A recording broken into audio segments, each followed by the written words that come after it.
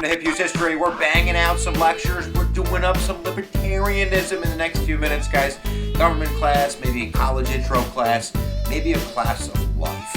Just so you can get the very basics as we skim across the surface of what is libertarianism. And then you can go figure out what you think for yourself. How about that for the learning?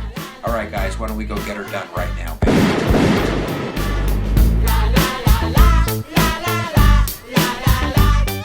All right, before we get started and we actually do libertarianism, why don't we talk a little bit about an ideological matrix so you can kind of figure it out where it compares with other ideas in the political landscape. There, in the description below, if you click the political ideology quiz, you can actually find your own spot on the matrix, but most of us are right in the middle. That's the center, and that's kind of one of the ideas, at least in AP government, that most Americans really don't think a lot about this, but if you force them to, they're kind of wishy-washy, pragmatic, and they're kind of fit in the center of this matrix. So let's take a look at the matrix. The vertical line right here is kind of an economical scale. It measures how you view the government's role in solving economic problems, whether or not the government should have an active role, a regulatory role, kind of a hands-down philosophy. I'm the government, that's the problem, I'm going to fix it.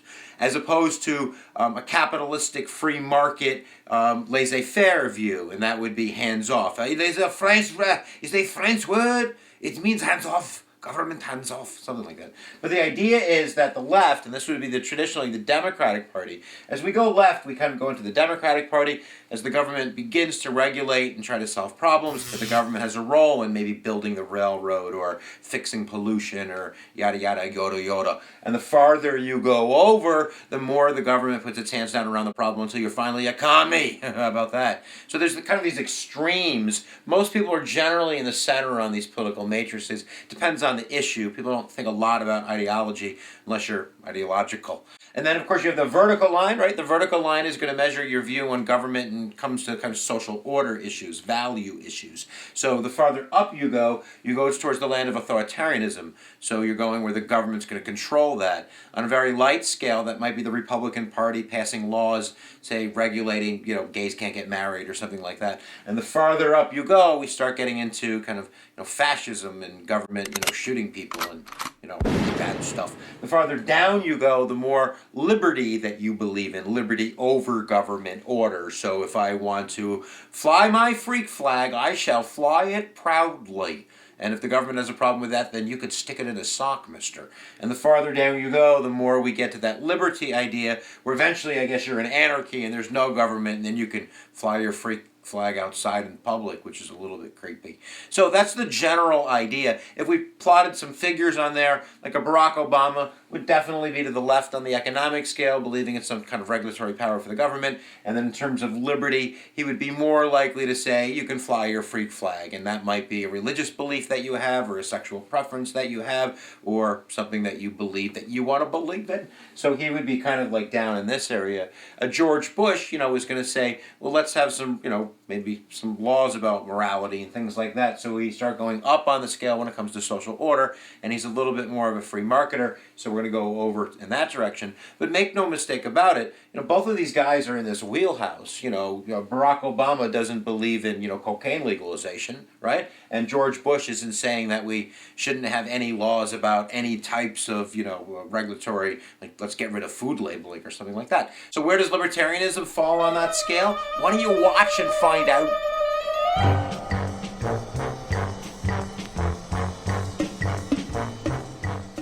All right, libertarianism. So let's talk just about like the two kind of different measurements, and then we'll give you some examples and something to think about. And I'm getting a Canadian out. I'm not from Canada, not that there's anything wrong with that. So basically what we're going to do when we're a libertarian, and it's kind of hard to talk about it because it's much more of an ideal, a political philosophy than something that's really been put into action. And that would be one of the criticisms. People would say, these are really great ideas, but how does it work? Doesn't mean it can't work, it just really hasn't been put into practice, at least in the modern era.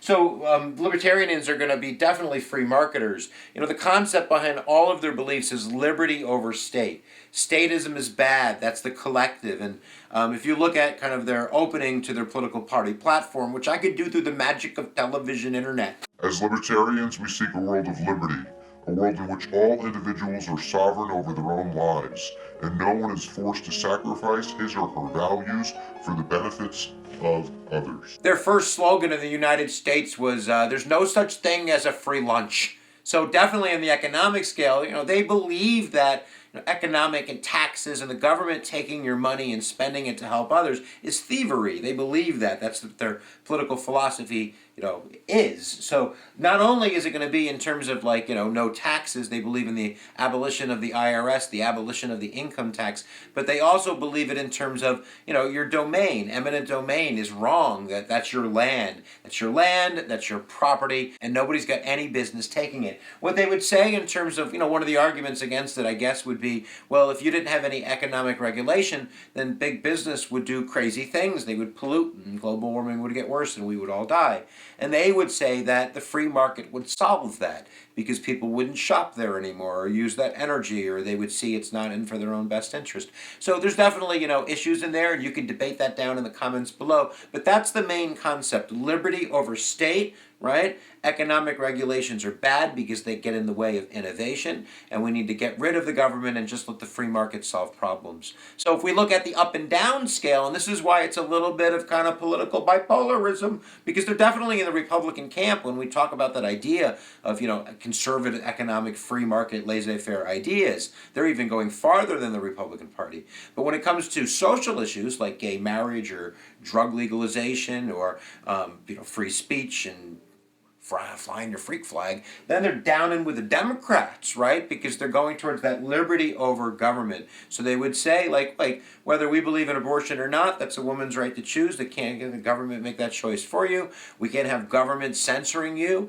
The Fourth Amendment, they freak out because right now the Fourth Amendment, of course, is definitely a little hazy when it comes to your email and cell phones and all of that jazz. So that would be a major issue for them. That the government has no right collectively to get in your way if you are harming no other. That's the idea. The government's just there basically to protect basic order if there's chaos in the streets, and when it comes to foreign policies, to defend the United States. So they would be for free trade, they were for open immigration, but in terms of getting involved with other countries, they would say, hey, no, that's not a good idea. That doesn't rhyme.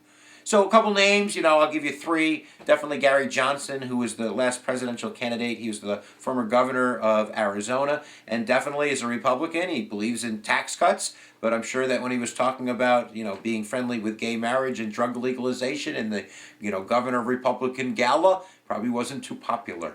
So other names would be Ron Paul, the congressman from Texas who has run for president before. He would be a libertarian. And I guess the political philosophy in terms of the United States is Ayn Rand, who is an author, fountainhead, and you can go Google her and find out more about her. But that's the very basic ideology. Get that down, that it's liberty over government, that we don't talk about sovereignty of the federal government or sovereignty of the state government. We talk about sovereignty of the individuals. So these people would not be nationalistic, right? They would believe basically that I'm, doing things because I believe I want to do them, not because the government tells me to.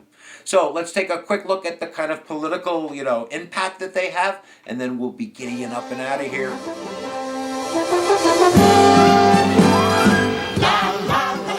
All right, last idea is really basically the effect on the political system today. And in terms of third parties, the Green Party or the People's Party or the Socialist Party or the Libertarian Party, they don't have a huge impact unless it's a very close race like the Green Party and Ralph Nader in 2000 and in Florida. The Libertarians basically are just out there, It's a winner-take-all system, so they're just trying to make a name for themselves. But in terms of de-alignment, that's the vocab you want for you kiddies out there in government class. They are sucking slowly out of the Republican Party. There's a lot of young voters in the Republican Party that identify maybe with some of those economic ideas, but they really don't dig the ideas when it comes to maybe sexual preference or about drugs or some other issues that deal more with that vertical line. So in a sense, they, I think, want to suck away from the Republican Party, but they don't really have anywhere to go right now. So many of those people are trying to change the Republican Party from the inside out. So that would be a major idea if you're talking in terms of alignment,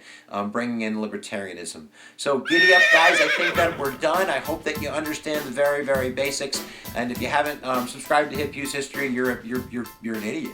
You're just a ding-dong. You're a stupid head. You shouldn't be doing that. You should press that big red button and go subscribe right now because it's free and because I'm asking really nice this time. All right, guys. What do I want to say? Where attention goes, energy flows. We'll see you next time. You press my buttons.